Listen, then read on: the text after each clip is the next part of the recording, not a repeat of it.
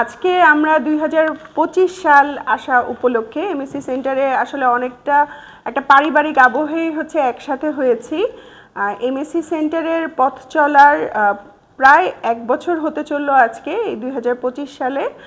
আমি সবার কাছ থেকে এমএসসি সেন্টারের জন্য পরামর্শ এবং তাদের এমএসসি সেন্টারের বিষয়ে, এমএসসি সেন্টারের কার্যক্রমের বিষয়ে কোনো মন্তব্য থাকলে যে মানসিক স্বাস্থ্য সেবায় আমরা আরও কিভাবে কাজ করতে পারি, কিভাবে আমাদের সার্ভিসটাকে ছড়িয়ে দিতে পারি এবং বাংলাদেশে মানসিক স্বাস্থ্য উন্নয়নে আমাদের ভূমিকা রাখতে পারি, এই বিষয়ে সকলে তাদের সুচিন্তিত পরামর্শ দিলে অত্যন্ত বাধিত হব।